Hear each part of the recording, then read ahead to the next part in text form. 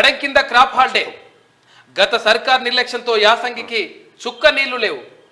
రిపేర్లు చేయక సెప్టెంబర్లో కొట్టుకుపోయిన కౌంటర్ వెయిట్ వృధాగా పడిపోయిన 6 టీఎంసీల నీళ్లు ఆయకట్టును నీళ్ళివ్వలేమని అధికారుల ప్రకటన.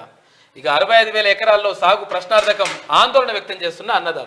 ఇక చూసుకో, కడెం కింద క్రాప్ హాలిడే. దీనికి కారకులు ఎవరినైనా ఎవరు? ఈ కడెం గేట్ల కనీసం గిరీసు రిపేర్ పైసలు కూడా ఇవ్వకపోతుంది.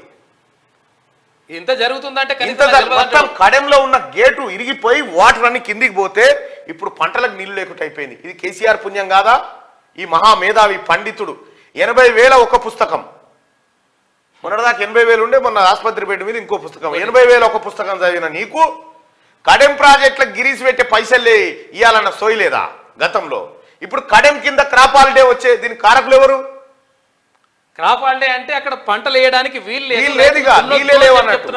లేవని. అది ఇది కాంగ్రెస్ పార్టీ కట్టిన ప్రాజెక్ట్. ఇది ఈ గిరీష్ పైసలు పెట్టలేదా మనోడు? తీసుకుపోయాడు మేడిగడ్డ కాడ పెడితే తసుకున్న దశకే 1,00,000 కోట్లు వాయ.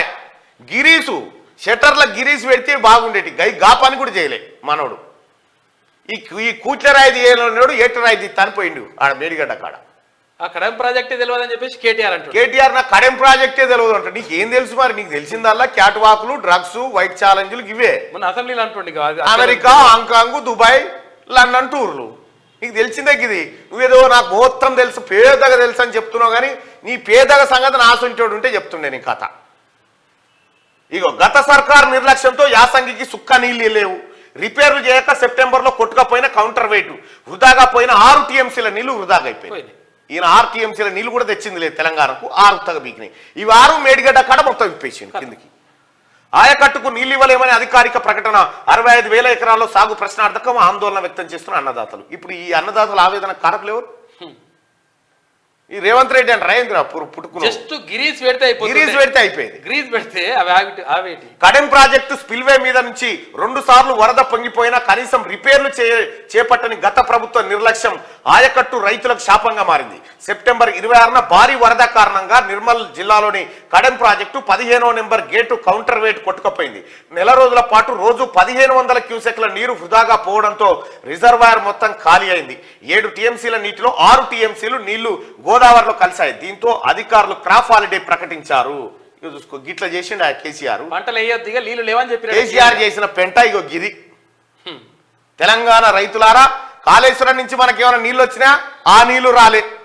ఈ ఉన్న ప్రాజెక్టు నీళ్ళు ఏమైనా చేసినా అంటే ఇవి కూడా కిందికి ఇడిచిపెట్టాడు. మళ్ళీ నేను తెలియదానేమో ఈయన అంటాడు. ఈయన ఈడ దొరుకుతుందా?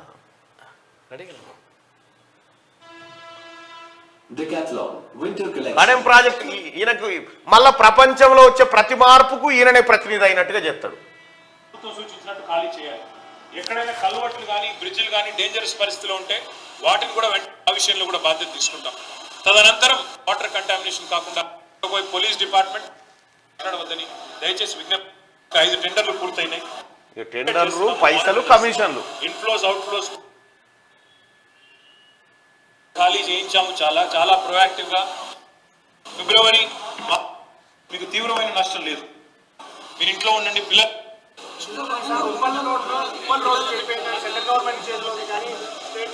ముఖ్యమంత్రి గారు మొన్నే చెప్పారు R&B డిపార్ట్మెంట్. నాకు బ్రదర్ నేనేమన్నా అంటే కడెం ప్రాజెక్ట్ గురించి అక్కడ ఉన్న పరిస్థితి గురించి నాకు ప్రత్యక్షంగా అవగాహన లేదు.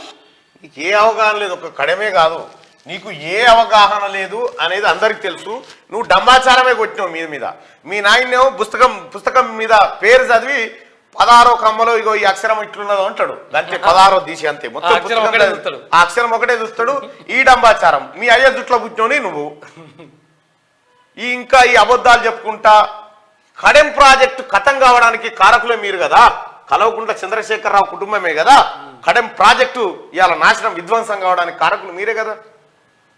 ఏం సమాధానం చెప్తారు రైతాంగానికి? పోయి ఆడ ధర్నా చేస్తారా కడెంకి ఇంత సక్కదానం చేసినామని? ఇగో కడెంను ఖతం చేసిరు. కాంగ్రెస్ కట్టింది ఇది. తర్వాత కనీసం గిరీస్ పెట్టలే. గిరీస్ పెట్టలే.